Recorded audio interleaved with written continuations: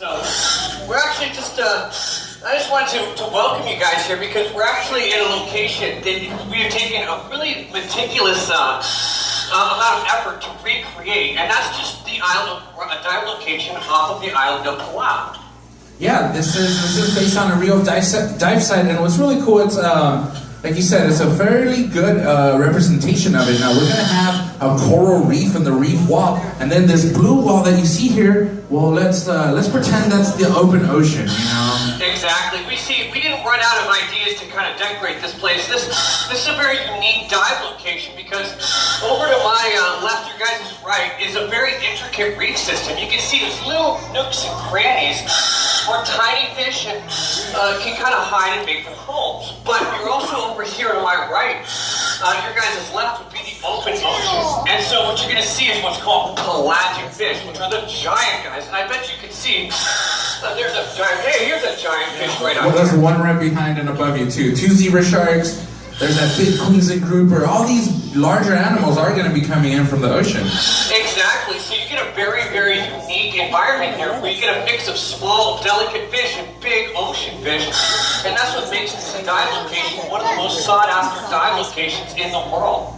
Yeah, it's a really amazing place. I believe it was one of the first marine protected areas in the world, I think, this dive site at Palau. Yeah, absolutely. So what you guys are seeing here is that some of my divers kind of file on in. I got my buddy here who's holding a little bit of lettuce and a little bit of greens for our herbivores. So I see some kids down here. Our fish absolutely love broccoli. Broccoli is good for you. I tried, parents. That's about the best I got. But yeah, we actually, most of the fish, they obviously, broccoli's not growing out in the wild here. So, but it does represent the same nutrition that they would find from eating algae.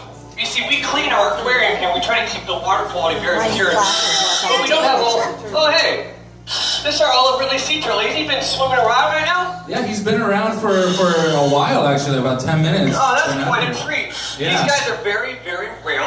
And actually, you'll see his brother on over at over in the tunnel there in our soft coral gardens.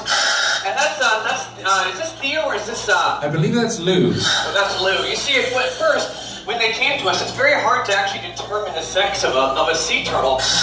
And so we named them Thelma and Louise, and then they started getting aggressive, and we went, wait a second, that's a male trait. So now they're Thelma and Lou. So, but it's very, very unique. Like, I think I heard you telling them they can hold their breath pretty long, can't they? Yeah, they can for about 5 hours or so. And what's really amazing is they can slow their heart rate down to 1 beat per minute. Wow, I did not even know that. That's really amazing. Yeah, that's how they make use of all that oxygen. Now, I'm seeing a lot happening over here. I've seen your dive buddy feed